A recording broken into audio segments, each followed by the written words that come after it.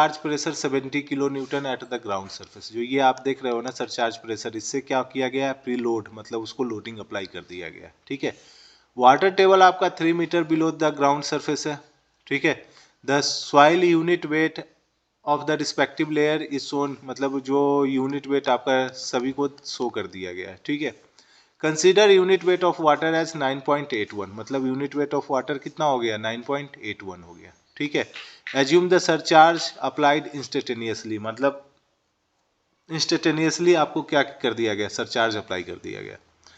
Immediately after pre loading effective stress at point P and Q R respectively. ठीक है, मतलब P and Q पे क्या होगा आपका, क्या इफेक्टिव स्ट्रेस, ये आपको पता करना है। इमीडिएटली जैसे ही आपने लोड प्लेस किया, इमीडिएटली आपका सरचार्ज प्रेशर क्या होगा वो आपको पता करना है। इसके लिए मैं आपका जो तरजागी का पिस्टन एंड स्प्रिंग अरेंजमेंट है ना, उसको समझाने की कोशिश करता हूँ। ये हमारा क्या था, पिस्टन था, इस पे हमारा क्या होता था, स्प्रिंग अटैच्ड होता था। ठीक है,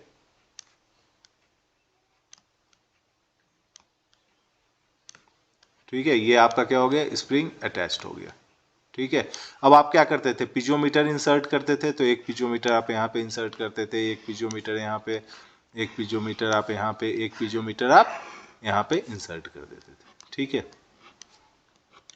सॉइल सैंपल क्या था, ये फुल्ली सेचुरेटेड होता था, मतलब सारा का सारा जो स्पेस होता था पिस्टन, दोनों पिस्टन के बीच में, वो किससे फिल्ड होता था, वाटर से फिल्ड होता था, वाटर से फिल्ड होता था, फील्ड। अब मुझे आप बताइए कि हर एक पिजोमीटर में what is the level of the water, हर एक पिजोमीटर में वाटर का लेवल क्या होगा।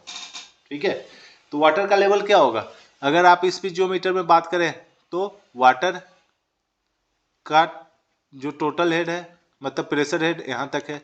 इस पिजोमीटर में बात करें तो ये यहाँ तक होगा, इस वाले में कहाँ होगा, ये यहाँ तक होगा, और इस वाले में कहाँ होगा, ये यहाँ तक होगा। मतलब जो इनिशियल लेवल ऑफ वाटर है वो यहाँ पे हो, सारे पिजोमीटर में शो कर रहा होगा। क्योंकि आपको पता है कि जब भी हेड लॉस नहीं होगा, वाटर अगर स्टैटिक होगा, तो किसी भी पॉइंट पे अगर आप प्रेशर हेड निकालेंगे ना, तो वो जस्ट वाटर टेबल से जो आपका हाइट नीचे है वही आपका वैल्यू क्या दे देगा, प्रेशर हेड दे देगा। और पिजोमीटर में वाटर वहीं तक राइज करता है जहां तक उसका क्या होता है, प्रेशर हेड होता है। ठीक है, तो प्रेशर हेड आपका दिख रहा है। ठीक है, अब मुझे आप बताइए कि अगर मैंने इस पे 70 किलो न्यूटन का लोड अप्लाई कर दिया, 70 kilo newton per metre square का लोड अप्लाई कर दिया, तो अब क्या होगा, जैसे ही 70 kilo newton per metre square का लोड अप्लाई करेंगे ना, सारा का सारा लोड कौन लेगा, वाटर ले लेगा। ठीक है, जब वाटर ले लेगा तो एक्सेस फॉर वाटर प्रेशर क्या हो जाएगा, इंक्रीज कर जाएगा। तो what is excess pore water pressure, excess pore water pressure क्या होगा, दैट इज डेल्टा सिग्मा, ठीक है, बाई गामा डब्ल्यू। तो ये क्या हो गया, 70 गेट डिवाइडेड बाई 9.81, क्योंकि आपका वाटर क्या है, 9.81 यूनिट वेट दे रखा है। तो मैं इसे देखता हूं कि कितना हाइट रेज करेगा। नहीं, ये मैंने हाइट रेज डायरेक्ट लिख दिया है। एक्सेस फॉर वाटर प्रेशर क्या हो जाएगा, डेल्टा ऑफ सिग्मा के बराबर होगा, जो कि आपका क्या हो जाएगा, 70 kilo newton per metre square के बराबर होगा।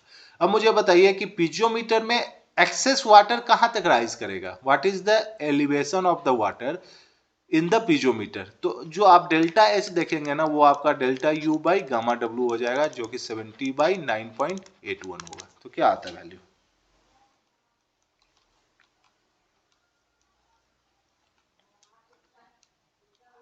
तो ये वैल्यू आ रहा है आपका 7.16, 7.14। ठीक है, 7.14।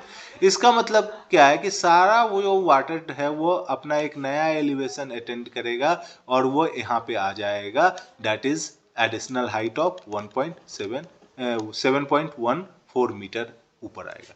देखिए यहाँ का भी जो वाटर है, ठीक है, वो भी अपना एक हाइट अटेंड किया है 7.14।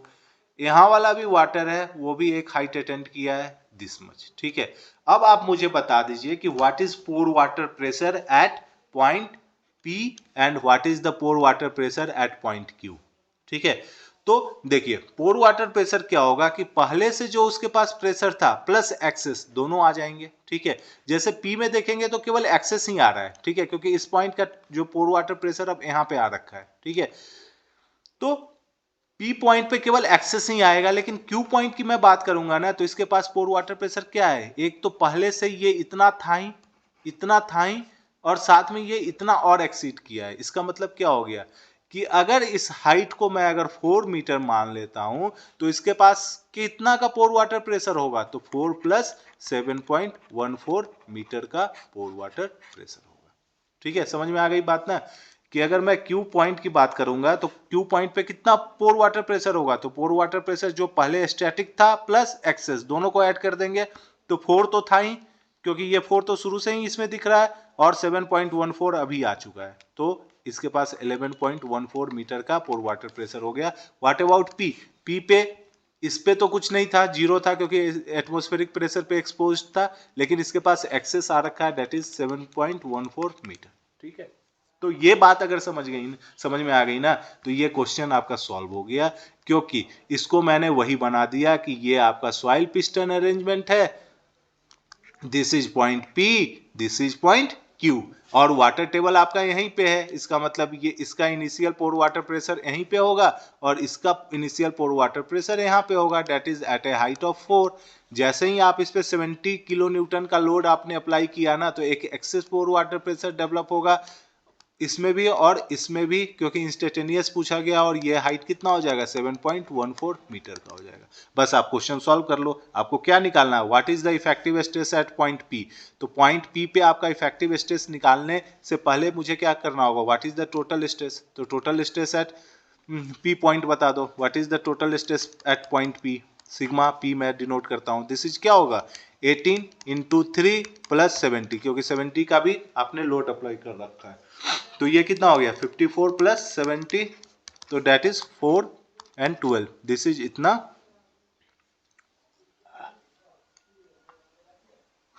इतना kilo newton per metre square. ठीक है, अब मुझे आप बता दो what is pore water pressure, pore water pressure at P।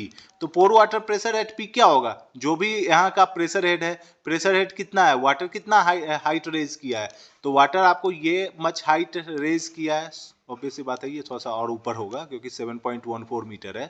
ठीक है, तो ये कितना राइज किया है 7.14 मीटर, सारा कंसेप्ट मैंने यहीं पे समझा रखा है। ठीक है, कि कैसे कैसे आया है, 7.14 मीटर आया है, तो ये क्या हो जाएगा pressure head multiplied with gamma W. तो आप मुझे बता दो ये हो गया 7.14 मल्टीप्लाइड विथ गामा डब्ल्यू क्या होगा 9.81, तो what is the value, so this value is 70 kilo newton per metre square. तो what is sigma dash P, sigma dash P क्या हो जाएगा 124 minus 70, so this comes out to be 54, तो 54 kilo newton per metre square. देखिए पूरे option में मुझे D option ही दिख रहा है जिसमें 54 है, तो यही करेक्ट है। ठीक है, पहला ऑप्शन डायरेक्ट आपको 124 दिया हुआ है, कोई अगर डायरेक्ट सॉल्व करेगा ना तो उसको 124 दिखेगा, वो 1 में मार देगा, लेकिन 1 इज नॉट करेक्ट। ठीक है, अब आपको मैं Q पॉइंट के बारे में बताता हूं, तो Q पॉइंट पे मुझे सिग्मा Q बताओ, टोटल स्ट्रेस बताओ कितना है, तो टोटल स्ट्रेस 3, तो ये 18 इंटू 3। ठीक है, इसका क्या है 20 इंटू 4 और प्लस 70, ये हो जाएगा, तो ये कितना हो गया 54 plus 80 plus 70, what is the value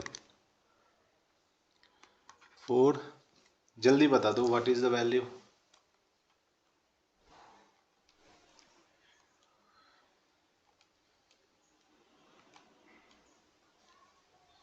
204 आ रहा है।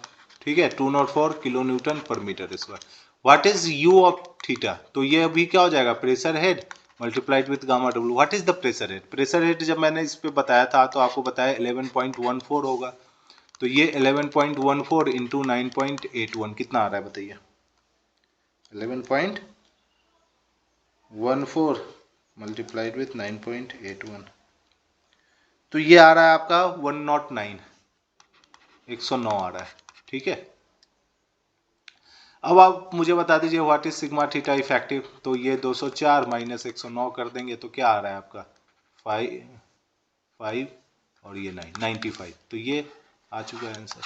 ठीक है, तो इस तरह करके ये क्वेश्चन सॉल्व करेंगे। ठीक है, तो मैं हर क्वेश्चन के साथ आपको एक क्या कर रहा हूं, एक आइडिया देता चल रहा हूं कि कैसे आप इसे सॉल्व करेंगे। ठीक है ना, ठीक है, अभी इस वाले क्वेश्चन पे आते हैं 46, इसका भी आंसर आपको देखना है, देख लो। कौन सा क्वेश्चन था ये? 35 का डी दिख रहा है ना, और मेरा भी आंसर क्या आया? D, correct. अब आते हैं क्या बोल रहा है कि आपका ये सॉइल प्रोफाइल है, ठीक है, this is the soil profile, 10 metre का सॉइल प्रोफाइल है।